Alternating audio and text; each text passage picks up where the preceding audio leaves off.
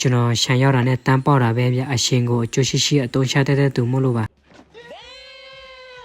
အလုပ်တွေကိုဒီလောက်ထိစူးစမ်းရုံကန်နေတဲ့ဆိုပေမဲ့လည်းကျွန်တော်ဟာမိဘတွေကိုလှုပ်ကြွေးဖို့အတွက်မဟုတ်ပဲညီမလေးနဲ့လက်ထပ်ဖို့အတွက်ပါဗျချန်ကိုပေါင်းရင်ကျွန်တော်ကမမောသေးဘူးဆိုပေမဲ့အလုပ်ကအစောပြီးတော့မှဆိုလို့ကျွန်တော်ခဏလောက်နားလိုက်ပါတယ်ဗျကျွန်တော်ခြံသွားရင်အိတ်ထဲမှာပါလဲဆိုတော့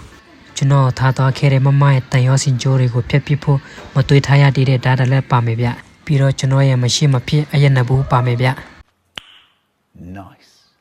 စားတာပါဗျာကျွန်တော်ကရင်းနဲ့သမင်းပါပဲနောက်ပြီးငပြောတဲ့နှလုံးပါမယ်ဗျကျွန်တော်တလုံးစားလိုက်ပြီးကြံတဲ့တလုံးကိုတော့ညနေစားလိုက်ထဲဖို့ဆိုပြီးအိတ်ထဲပြန်ထည့်ထားလိုက်ပါတယ်ဗျတာလို့အလုံးလုံးရတာပြီးမှလာတိုင်းခန်းချောနေတဲ့ကျွန်တော်မျက်နှာလေးကိုကြည့်ဖြစ်တယ်ဗျခုနအားတွေပိုးရတာပေါ့ဗျကိုရုပ်ကိုကြည့်ပြီးအရင်တွေပြန်ပြည့်ပြီးဆိုတော့ကျွန်တော်အလုပ်ကိုတက်ကြွလန်းဆန်းမှုအပြည့်နဲ့ပြန်ဆက်တင်လိုက်ပါတယ်ဗျလို့ရင်ကျွန်တော်ကတော့အိမ်မပြန်ချင်သေးပါဘူးနေကရောင်းဝင်ရှင်နေပြီမို့ပြန်လိုက်ရပါတယ်ဗျဒီနေ့အလုပ်ကအားလည်းတိတ်မထိုးရဘူးတိတ်လည်းမပင်ပန်းဆိုတော့ကျွန်တော်အင်ကိုအေးစစ်စစ်နဲ့ပဲပြန်လိုက်ပါတော့မယ်ခင်ဗျလူကပြင်ပန်းနေပြီဆိုရင်လည်းပြန်လမ်းမှာထောပတ်ကိုက်ဆက်ပင်လေးတွေတွေ့တော့ကျွန်တော်ဝင်ဆက်ဆုခဲ့လိုက်ပါသေးတယ်ဗျအပင်ကတိတ်မကြီးဆိုရင်အတီးကတော့တော်တော်တီးတာပေါ့နော်ပါကိုက်ဆက်မျိုးစားလဲဆိုတာတေချာမသိပေမဲ့စေကွက်ထဲမှာတော့စေကောင်းတယ်ဆိုတာကိုကျွန်တော်သတင်းကြားမိတယ်ဗျဒီကိုက်ဆက်ပြီးပြင်နေဆိုရင်အတီးလဲရောင်းရတယ်လို့သူ့ရဲ့ကိုက်လဲဖြတ်ပြီးတော့ပြန်ရောင်းလို့ရပါတယ်ဗျကျွန်တော်တို့ရွာဘက်မှာတော့ဒီလိုကိုက်ဆက်ပြီးထောပတ်ပင်လေးတွေကတော်တော်လေးကိုနည်းနေသေးပါတယ်ဗျအနည်းတယ်လို့ဒါပြောနေတာကျွန်တော်မှလည်းတပင်းမှမရှိသေးပါဘူးဗျကိုက်ဆက်အပင်တပင်အောင်မြင်ဖို့ဆိုတာလည်းမလွယ်ပါဘူးဗျသူ့ကိုပြုစုပြုထောင်ဖို့နေလန်းကမနေပါဘူးဗျပို့ဆိုတာကကျွန်တော်တို့ရွာဘက်ကမြေစလာတိတ်မကောင်းဘူးပေါ့နော်ပြောရင်းဆိုရင်လမ်းခွဲနှလမ်းနဲ့လာတိုးတာပေါ့ဗျာဘက်ကလမ်းကမစုံတော့လမ်းဖြစ်ပြီးဘယ်ဘက်ကလမ်းကတော့အဝေးဆုံးလမ်းနဲ့ဗျာမစုံတော့တဲ့ဆိုင်ဝေးတဲ့လမ်းကိုပဲကျွန်တော်ရွေးချယ်ခဲ့ပါတယ်ဗျ Okay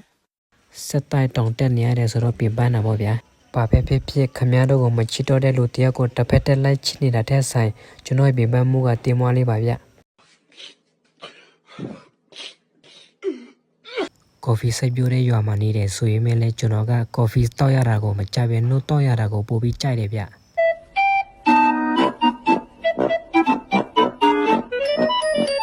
ကိုကချိုင်းတဲ့ကိုပဲလေမဟုတ်ဘူးလားဗျ Okay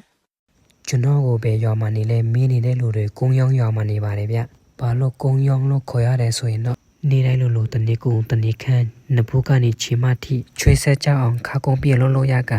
အားလုံးချန်ထွက်တီးနာတွေကိုပွဲစားနေတဲ့စင်းနေရောင်းပေးကြတာမို့လို့ကုန်းရောင်းရွာလို့ခေါ်ပါတယ်ဗျကျွန်တော်စတာပါဗျာတကယ်တမ်းကျတော့ရွာနာမည်နဲ့ဘာမှမဆိုင်ပါဘူးဗျ